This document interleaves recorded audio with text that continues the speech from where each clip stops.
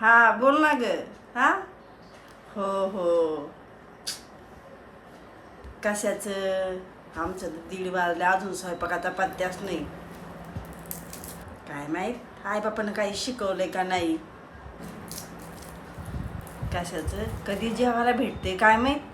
नुसतं हळू हळू हळू मुंगीवाणी. मुंगी तरी बरी असं करून राहिले काय माहिती. अगं बाया कसला धुतलाय का नाही शर्ट. याची कॉलर तर बिलकुलच निघली नाही बाया. काय केलंय काय माहित. अगे काय हे हात बीत मोडी का काय ग तुझे. तुला काय कपडे नीट धुता येत नाहीत का. बघ ना पोराचा शर्ट पूर्ण कसा आहे. कॉलर बघ हात मोड्यानं धुती कशी धुती काय माहित. अगं बाया हे सगळं पसारा असाच पडलाय काय.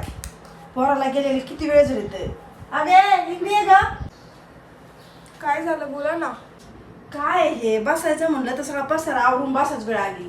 काय करते ग तू. सगळा पसारा तसाचे बसायचं म्हटलं तरी आवरायला लागत आहे सगळं.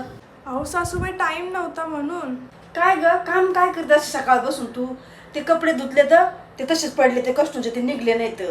ते मी सकाळी कपडे धुतले ते वर नेऊन टाकलेले उन्हाने पार त्याचा कलर निघून गेला. पण ते काय तू अजून आणले नाहीस. कसला टाइम नव्हता ग. काय करते सकाळ बसून. अजून जेवण सुद्धा अजून झालं नाही. काय शिकवलंय काय तुझ्या आईबापांनी. एकदा बोलूनच घेते त्यांना काय ते एकदाचा निर्णय करून टाकवते. निर्णय? कसला निर्णय हो. आणि माझ्या आई बापाला कशाला बोलवतायत.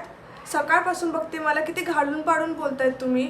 एक तर माझा अपमान करताय ती तर वेगळीच, पण माझ्या आई बापाचा पण अपमान करतायत. तुझ्या आईबापाच्या घरात पण अशीच कामं करायची का ग. मंद सगळी सकाळपासून उठलीस पण काही कामच नाही धडाचं. अहो मी दुसऱ्या घरातून आली म्हणून एवढं मला घालून पाडून बोलतायत का. वर माझा एवढा अपमान पण करतायत. हे तर सोडा वर माझ्या आई बापांना पण अपमान करतायत. हे सगळं कशासाठी. आणि मला एक सांगा सासूबाई, हे सगळं तुमच्या मुलीसोबत झालं असतं तर कसं वाटलं असतं तुम्हाला. ए लय पुढचं बोलू नकोस. माझ्या मुलीला कशाला मध्ये आणतेस. का राग आला का. तुम्हाला एक सांगू, माझ्या आई वडिलांचं पण माझ्यावर खूप प्रेम आहे. मुलीचं जर कन्यादान करायचं नसतं ना तर माझ्या आई वडिलांनी लग्न तर सोडात तुमच्या दारात सुद्धा उभं नसतं केलं आणि कुणाची सावली सुद्धा पडून दिली नसती. लयच तोंडवर करून बोलायला लागलीस ग. हो, कारण गप्प बसले ना तर तुम्ही जास्तच फायदा घेतायत. आणि महत्त्वाचं म्हणजे तुम्ही माझ्या खानदानाला पण बोलतायत. आणि हे मी कधीच खपवून नाही घेणार. तुम्हाला काय वाटतं सून गप्पे म्हणजे तिला बोलता नाही येत. समजलं ना.